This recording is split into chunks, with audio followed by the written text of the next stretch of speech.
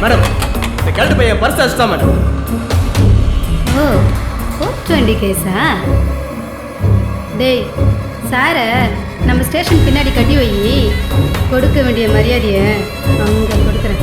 வா திருப்பி பாக்கெட் அடிக்கிறேன். எத்தனை ரவுடிங்க எத்தனை பொறுக்கிங்கிட்ட நான் டீலிங் வச்சுட்டு இருக்கேன். கிழக்கு ராஸ்கல் என்கிட்டயும் வேலையை கட்டுறியா? அவனுக்கு என்ன அடிச்சுட்டே இருந்தானுங்க. முதல் அடி மட்டும் எனக்கு வலிச்சுது, அதுக்கப்புறம் வலியே தெரியல.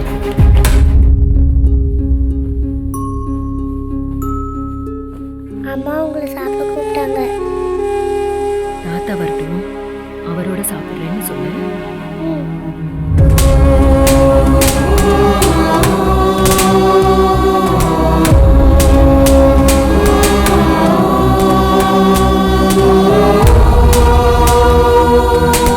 அத்தனை பேரும் குஸ்தியில கோல்டு மெடல் வாங்கின மாதிரி அடிச்சாங்க.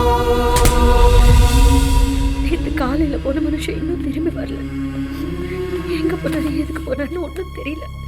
நெச்சில் படப்படன்னு இருக்கு.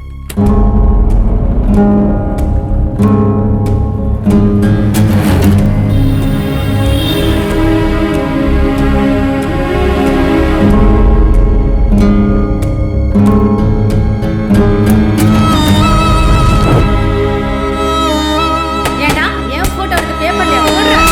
அவனை அடிக்கிற அடியில ஓ போட்டோ நான் கண்ணீரஞ்சலின் பேப்பர்ல வரப்போது பாருடா.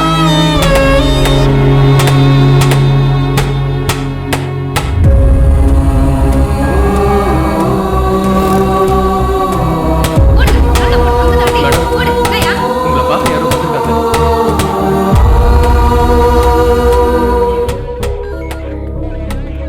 வா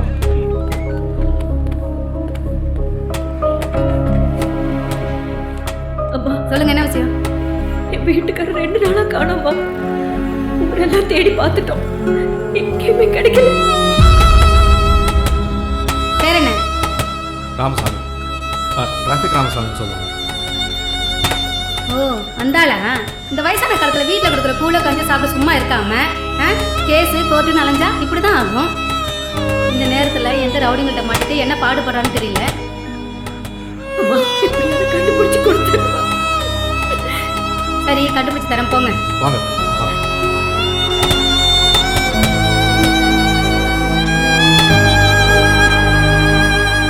ஏம்மா அந்த போட்டோ கொடுங்க. கொடுங்க சார். ஐயா, இவர் எங்கேயாவது பார்த்திருக்கியா?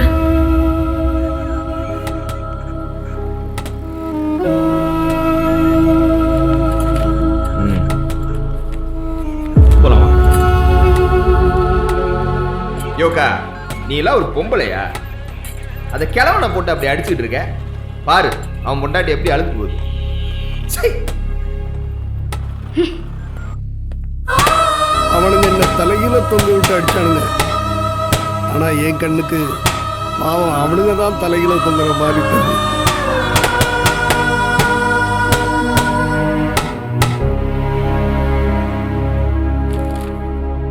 இவர் மேலே என்னம்மா வழக்கு? வணக்கம் யுவர் ஆனர். 420 கேஸ். 420யா 620யான்னு நான் தீர்மானிக்கிறேன். என்ன குற்றம்னு மட்டும் சொல்லுங்க.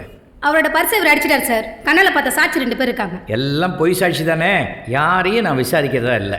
மிஸ்டர் ராமசாமி, உங்களுக்கு ஆர்கியூ பண்ண வக்கீல் யாரையாவது ஏற்பாடு பண்ணியிருக்கீங்களா?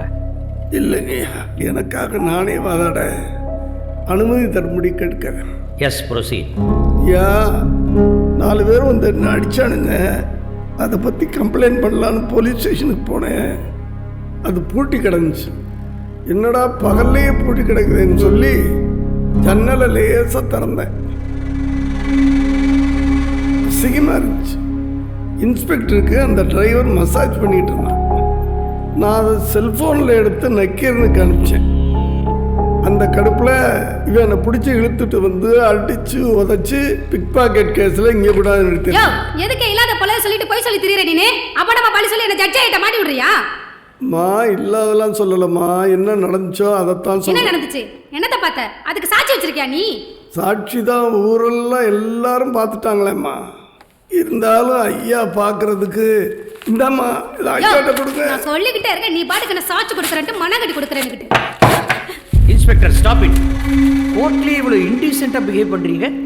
உங்கள் ரவுடித்தனத்தெல்லாம் போலீஸ் ஸ்டேஷன்லேயே வச்சுக்கோங்க. இங்கே புக்கை கிழிச்சு போட்டிருக்கீங்களே, இது contempt of court. Sorry your honour. ஒரு புக்கை கிழிச்சு போட்டீங்க, இன்னும் 4 லட்சம் காப்பி இருக்கே, என்ன பண்ண போறீங்க? உங்கள் மசாஜுக்காக தான் ஊரெல்லாம் நாறுதே. ஒருத்தர் அரெஸ்ட் பண்ணால் 12 மணி நேரத்தில் கோர்ட்டில் ப்ரொடியூஸ் பண்ணணும். இதான் ரூல், தெரியும்ல?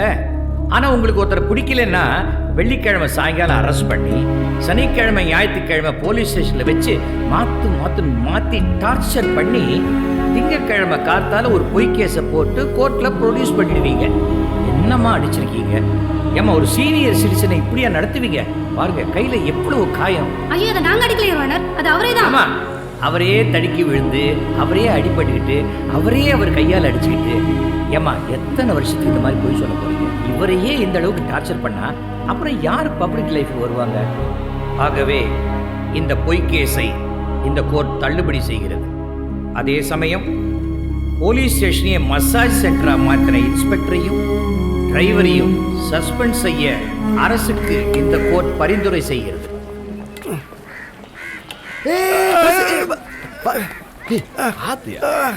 நான் வேணா வீடு வரைக்கும் வந்து விட்டு போவா? உன்னை பார்த்தா பாவமா இருக்கிய. பாவமாக இருக்கா? நான் நல்லா தானே இருக்கேன். எங்க நல்லா இருக்கு? விலகு. கொத்து பரண்டா மாதிரி பிச்சு போட்டிருக்கானுங்க. நல்லா இருக்கேன்.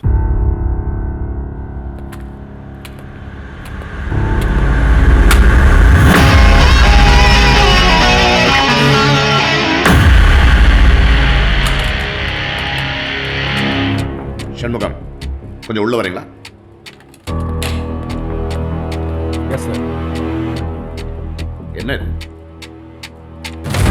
What is this? கேவலமா இருக்கு, அசிங்கமா இருக்கு. போலீஸ் டிபார்ட்மெண்ட்ல மக்களுக்கு ஒரு மரியாதை வேணும். என்ன இது? ஏன் இந்த லேடி இத்தனை நாளா விட்டு வச்சிருக்கீங்க? சார் 2 நாளைக்கு முன்னாடி அந்த விஷயம் எனக்கு தெரியும் சார். நீங்கள் ஃபாரின்லேருந்து வந்தோன்னே உங்ககிட்ட டிஸ்கஸ் பண்ணிட்டு ஆக்ஷன் எடுக்கலாம்னு வெயிட் பண்ணிட்டு இருக்கேன். No! டிபார்ட்மெண்ட் யார் கேவலப்படுத்தா உடனே தூக்கி எறியணும். உடனே அந்த லேடிக்கும் இந்த டிரைவருக்கும் டிஸ்மிஸ் ஆர்டர் ரெடி பண்ணுங்க. Now! Yes sir. கிரிமினல்கள்லாம் எத்தனையோ கொலையை பண்ணிவிட்டு தன்னை காப்பாற்றிக்கிறதுக்கு கட்சிக்கு தலைவனாயிடுறாங்க. ஆனால் ஒன்றும் செய்யாத என்னை போய் அடித்து உதைச்சி சித்திரவதைப்பட்டு கிரிமினல்னு கோர்ட்டில் போய் நிறுத்துறேன். நான் 420 நல்லா இருக்கடா.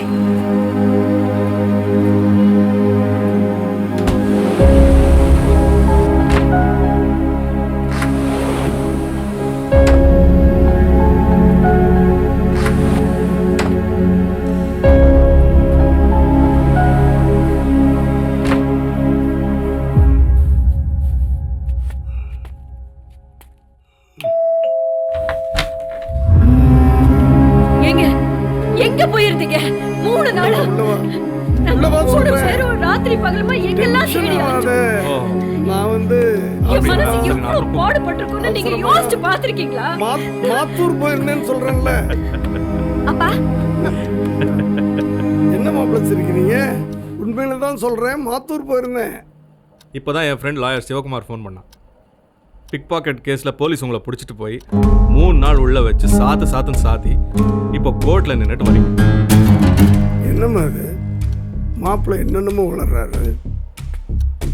பாத்தியா, வாங்கின அடி தெரியக்கூடாதுன்னு உங்கள் அப்பா வர வழியிலேயே கடைக்கு போய் புது சட்டை பேண்ட்லாம் வாங்கி வெளியும் சொல்லியுமா வராரு. ஏங்க எப்ப பார்த்தாலும் எங்க அப்பா வாரதே உங்களுக்கு வேலையா போச்சு. கொஞ்ச நேரம் வாயை வச்சுட்டு சும்மா இருங்க.